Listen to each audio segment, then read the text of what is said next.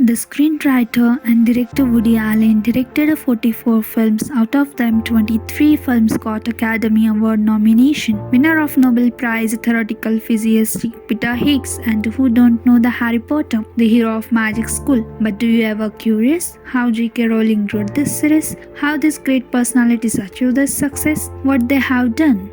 Other than hard work to achieve this kind of success is nothing secret but the deep work.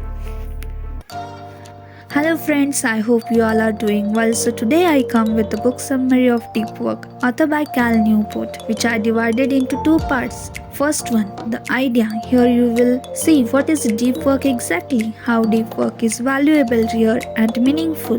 And the second part is about the rules, how exactly you can achieve a deep work. We are going to see the first part here in this video, but for the second part, you have to wait for a second video. Are you excited to go on the journey of deep work? So without any more talking, let's begin with our journey. To achieve this deep work, director Woody Allen never owned a computer, instead completing all his writing free from electronic distraction. Peter Higgs performed his work in such disconnected isolation that the journalist couldn't find him after it was announced he had won the Nobel Prize. And on the other hand, J.K. Rowling does use computer but was famously absent from social media during the writing of her Harry Potter novel, and it was the period when technology was on a rise. Not just this, Microsoft CEO Gates famously conducted Think Weeks twice a year, during which he would isolate himself to do nothing but to read and think big thoughts. Netscape communication, it is an idea coming out of the memo of internet tidal wave, which is Gates written on his Think Week. This is all the result of deep work. So what is the deep work is exactly? If we see the definition given in the book, it says, deep work is the professional activities performed in a state of distraction-free concentration that push your cognitive capabilities to their limit. These efforts create a new value, improve your skill, and are hard to replicate. In simple words, you have to work without any distraction, just getting involved, and you are all focused just on your work. When you achieve that state, where your focus was just on one thing that you are doing, it is a deep work. The other term opposite of deep work is a shallow work. Shallow work is the non-cognitively demanding logistical style task often performed while distracted. These efforts tend to not create much new value in the world and are easy to replicate. Where in a deep work you need your all attention, shallow work is performed in a distracted environment where you will get distracted while doing your work. For example, you are making any presentation but you also have to give a reply to emails which are coming. So you are distracted from your presentation whenever new emails pop up. It's a shallow work where you are doing a work with a distraction. Your email are coming now and then are the distraction here.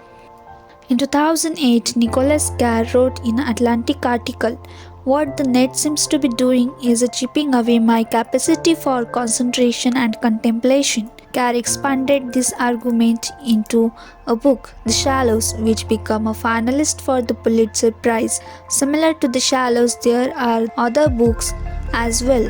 William Powers' Hamlet Blackberry, John Freeman's The Tyranny of Email, Alex Sojung King Pan's The Distraction Addiction, all of which agree more or less that network tools, social media, are distracting us from work that requires unbroken concentration while simultaneously degrading our capacity to remain focused. On the other side, techno-optimistic like Clive Thompson argue that they are changing a society for sure, but in a ways that will make us better off. Google, for example, might reduce our memory, but we no longer need good memories, as in the moment we can now search for anything we need to know. Does we really do not need a good memory? You can comment your thought in the comment section.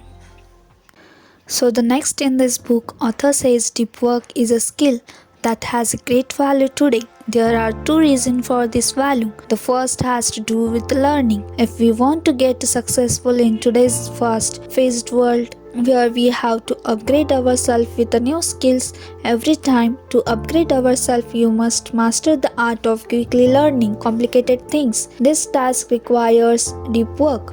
If you don't cultivate this ability, you are likely to fall behind as the technology advances. The second reason that deep work is valuable is because the impact of the digital network revolution cut both ways. To success, you have to produce the absolute best stuff you are capable of producing, a task that requires depth. Author uses a phrasing of writer Eric Barker, the superpower of 21st century, for deep work, to tell how much the deep work is valuable. In this book, the next term comes up, the deep work hypothesis. The deep work hypothesis says the ability to perform deep work is becoming increasingly rare at exactly the same time it is becoming increasingly valuable in our economy. As a consequence, the few who cultivated this skill and then make it the core of their working life will thrive. Author wrote this book with two goals in his mind. First one is to convince you that the deep work hypothesis is true. The second is to teach you how to take advantage of this reality by training your brain and transforming your work habits to place deep work at the core of your professional life. In this new economy where machines are taking a place of people, author says the three groups will have a particular advantage. The high-skilled workers, those who can work well and creatively with intelligent machines. The superstar, those who are the best at what they do. The owners, those with access to capital. Author also give a solution how to become a winner in the new economy. The ability to quick master hard thing, the ability to produce at an elite level in terms of both quality and speed. Deep work helps you to achieve this both tasks. So you might question how deep work will exactly helps you to quickly learn a hard thing. In the early 1990s, K. Ander Erickson, a professor at Florida State University, pulled together a strand into a single coherent answer of systematically exploring what separates experts from everyone else, that he gave a punchy name: deliberate practice. This is the next term. What deliberate practice actually requires? Your attention is focused tightly on a specific skill you are trying to improve or an idea you are trying to master. You receive a feedback so you can convert your approach to keep your attention exactly where it is the most productive. It emphasizes that deliberate practice cannot exist alongside a distraction and that it instead requires uninterrupted concentration. As Erickson emphasizes, diffuse attention is almost antithetical to the focused attention required by deliberate practice. Deep work helps you to produce at an elite level. Author introduced us Adam Grant, who produced at an elite level. In 2013, he is the youngest professor to be awarded tenure at the Wharton School of Business at Penn.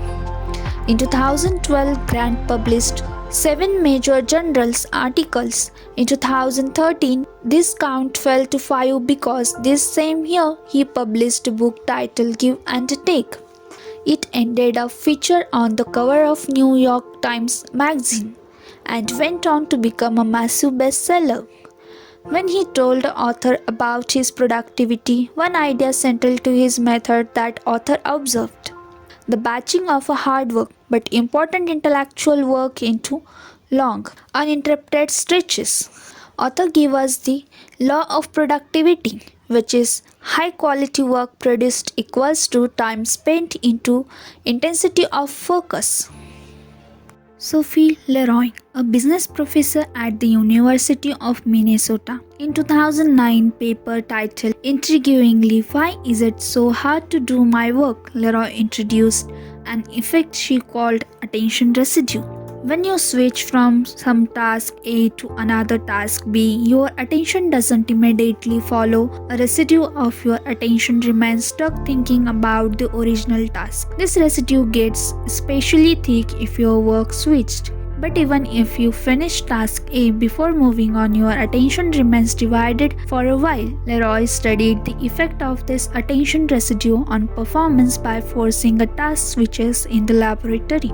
People experiencing attention residue after switching a task are likely to demonstrate poor performance, and the more intense the residue, the worse the performance. Seeing a messages that you cannot deal with at the moment, you will be forced to turn back to the primary task with a secondary task left unfinished. The attention residue left by such unresolved switches dampens your performance. The type of work that optimizes your performance is deep work. If you are not comfortable going deep for extended period of time, it will be difficult to get your performance to the peak level of quantity, increasingly necessary to thrive professionally. How deep work is rare. Busyness as a proxy for productivity.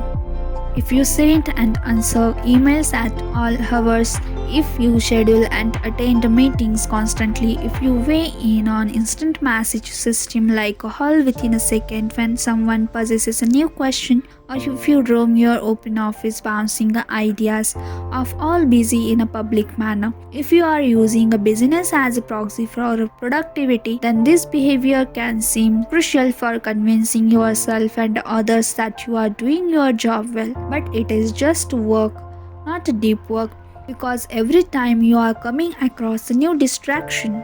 Deep work is hard and shallow work is easier. That in the absence of clear low work becomes self-preserving, and that our culture has developed a belief that if behavior relates to the internet. At last, some words from author.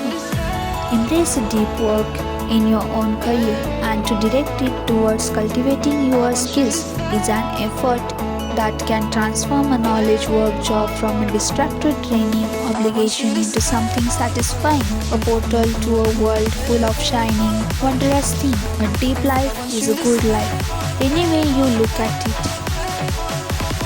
Thank you for having you with me till the end. I hope you like my video. If you thought my video are helpful, don't forget to subscribe. It's an encouragement for me. See you in the next section with the second part of Deep Work. Bye, take care. See you soon.